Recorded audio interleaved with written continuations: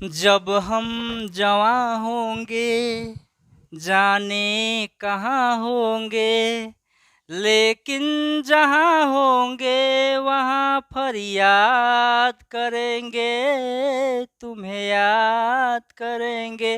नमस्कार दोस्तों, मेरा नाम है राजू कुमार यादव और आप लोग देख रहे हैं रिजल्टपुर। तो अगर आपको बोर्ड एग्ज़ाम में बढ़िया रिजल्ट लाना है तो आपको हमारे चैनल को सब्सक्राइब कर लेना चाहिए और दोस्तों में शेयर करना चाहिए। जैसा कि आप लोग जानते हैं कि हम लोग पढ़ रहे हैं यूरोप में राष्ट्रवाद, और यूरोप में राष्ट्रवाद पाठ के अंतर्गत जो आपके इतिहास का पहला पाठ है उसके अंतर्गत आप लोगों ने यूरोप में राष्ट्रवाद के प्रसार को जाना है।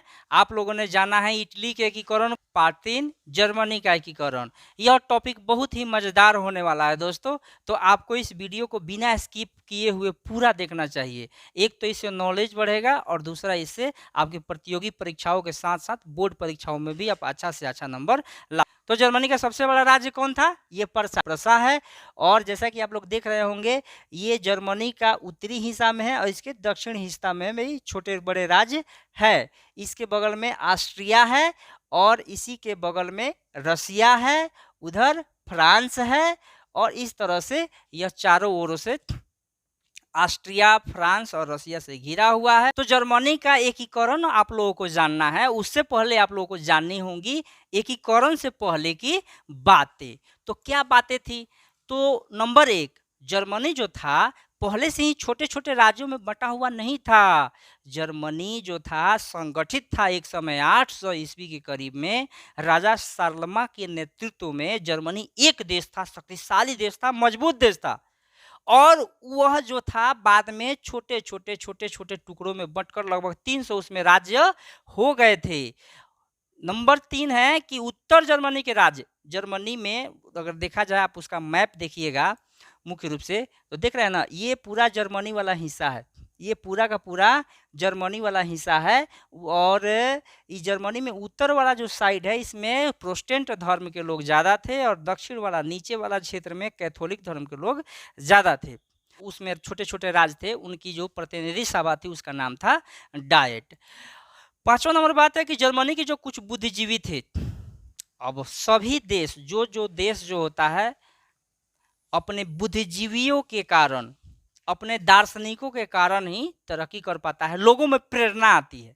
देखिए, जनता जो होती है ना, उसको एक नायक चाहिए, एक प्रेरणा देने वाला चाहिए। जनता कहीं भी आग लगा सकती है, तो प्रेरणा देने वाली जर्मन, जैसे अपने देश में महात्मा गांधी हुए, रानी लक्ष्मीबाई हो गई, भगत सिंह हो गई, हमारे लिए प्रेरणा के स्रोत रहे। उसी तरह जर्मनी के कुछ प्रेरणा के स्रोत जो विद्वान हुए, बुद्धिजीवी हुए, उनमें हीगेल, कांट, हम्बोल्ट, अंडर्ड, जैकब ग्रिम का नाम प्रमुख है। इन्होंने क्या किया, जर्मनी में जो छोटे छोटे वह राज्यों में बटा हुआ था उसको, उसमें राष्ट्रवाद की हवा दी। उसमें कहा कि भाई राष्ट्रवादी भावनाओं को बल दिया और ऐसी ऐसी कविताएं लिखी, ऐसे ऐसे भाषण दिए कि जनता में उत्साह आ गया कि हम भी अब एक होंगे। 6 नंबर बात यह है कि शिक्षकों और विद्यार्थियों, खास तौर पर शिक्षक समाज का आईना होता है। आपको तो पता ही होगा कि शिक्षक क्या होता है, समाज का आईना होता है। और समाज की कमियों को शिक्षक नहीं बताएगा तो शायद वह समाज सुधरने वाला नहीं है। लेकिन आजकल तो ऐसे टीचर नहीं मिल रहे हैं, बहुत कम ही हैं।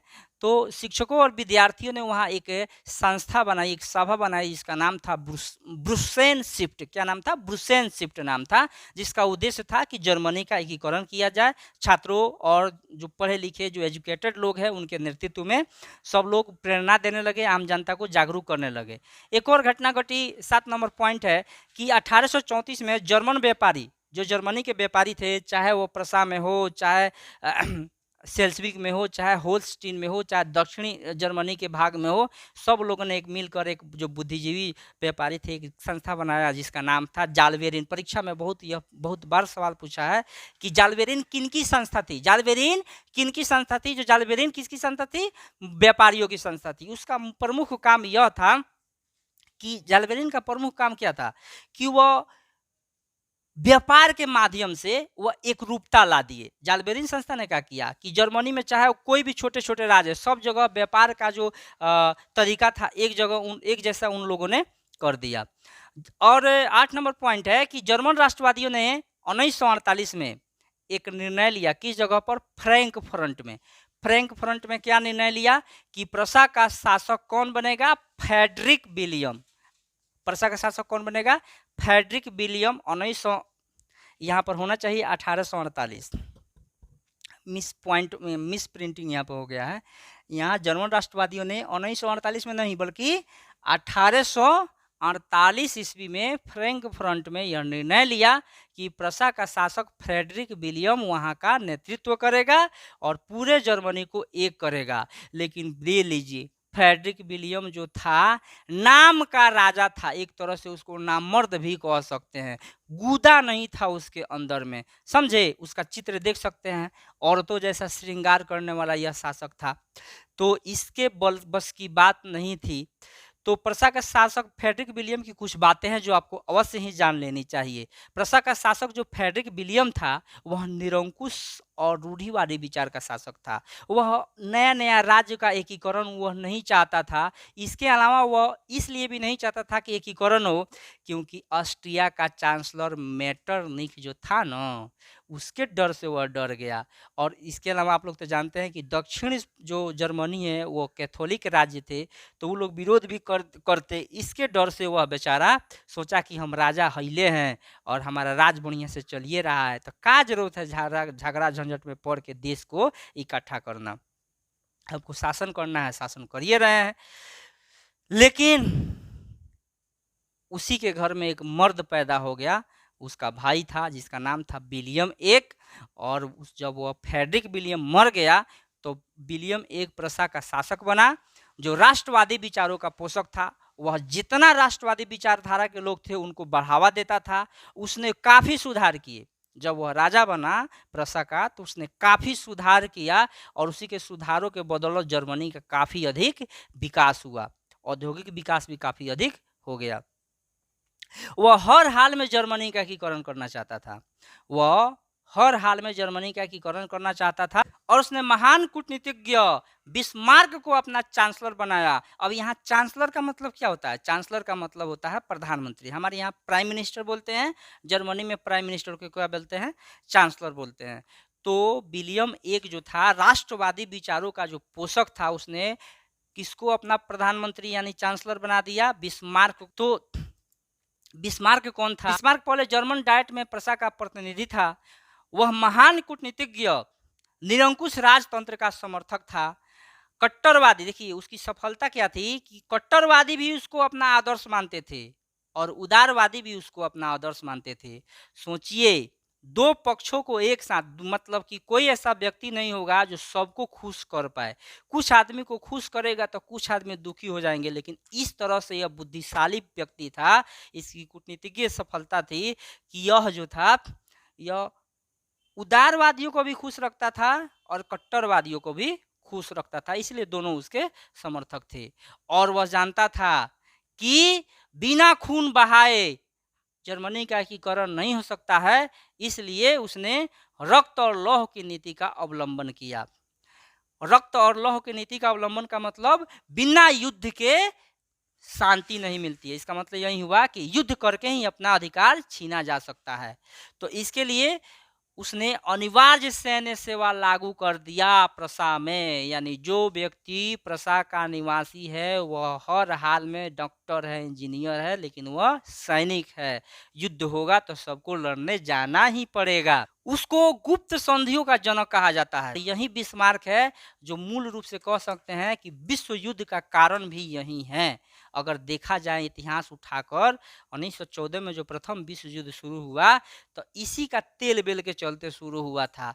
अलग अलग संधि गुट बनाना शुरू कर दिया था। अब हम लोग जानेंगे एकीकरण के प्रक्रिया के बारे में कि एकीकरण हुआ कैसे। तो एकीकरण 2 चरणों में पूरा हुआ। आप तो जानते हैं जो प्रसा था उसको जर्मनी का एकीकरण करना था। प्रसा को किसका एकीकरण करना था?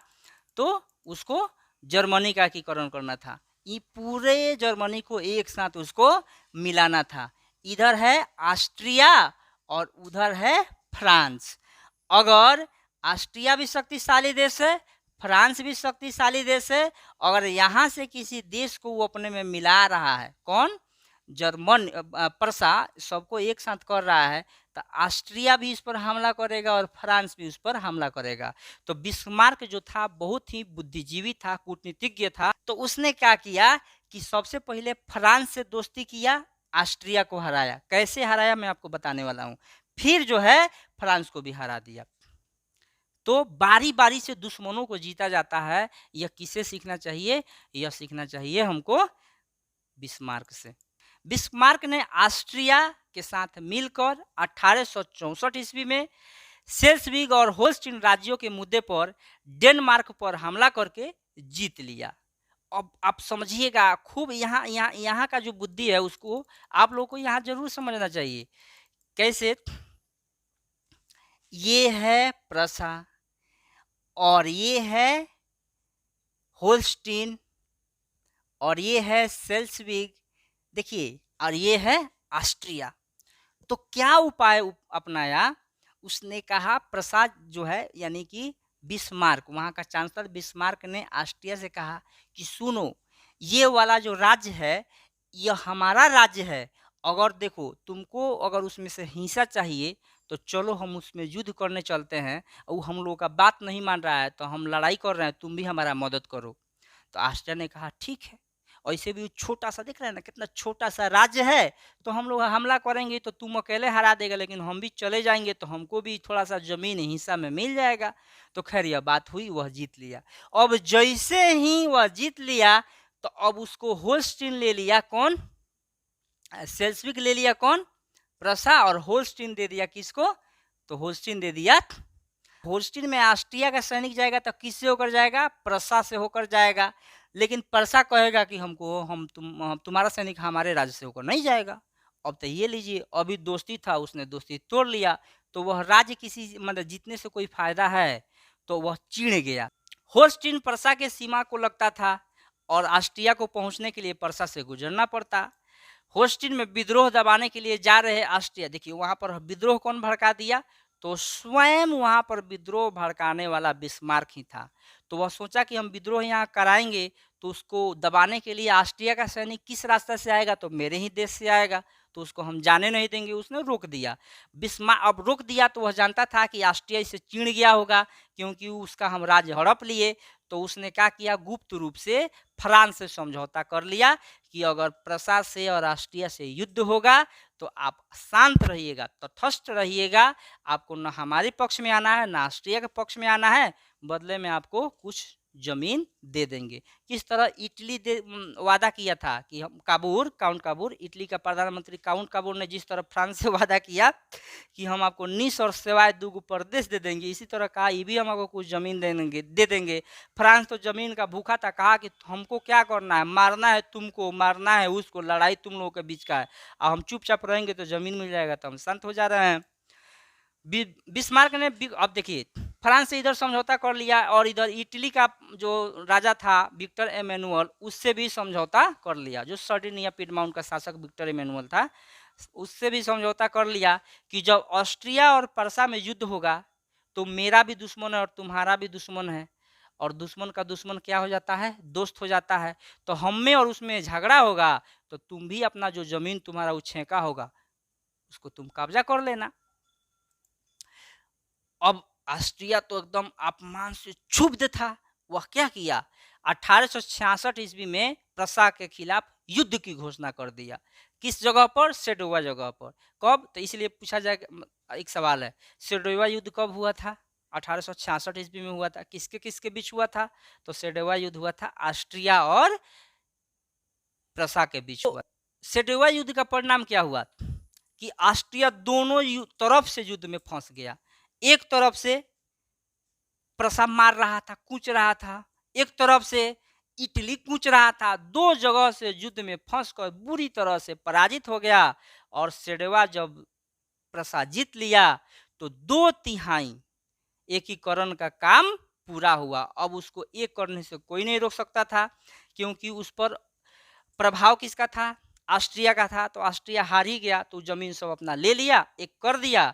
अब एक दुश्मन बाकी था जिसको अभी वह दोस्त बना कर रखा था। एक साथ दो दुश्मनों से नहीं झगड़ा करना चाहिए। यह आपको किससे सीखने को मिलता है? बिस्मार्क से। वह मतलब कि एक एक करके दुश्मनों को मारो। किसने सिखाया? बिस्मार्क ने। तो सबसे पहले उसका दुश्मन फ्रांस भी था और ऑस्ट्रिया भी था। तो उसने क्या किया कि ऑस्ट्रिया को हरा दिया, फ्रांस को मिला। अब आपको जानना है एकीकरण की प्रक्रिया का दूसरा चरण कि फ्रांस से बाकी जमीन कैसे मिला। ये भी बहुत रोचक कहानी है। तो शेष जर्मनी के एकीकरण के लिए क्या था? फ्रांस के साथ युद्ध करना आवश्यक था। अब आपको तो पता ही होगा कि बिस्मार्क ने रक्त और लौह की नीति का अवलंबन किया।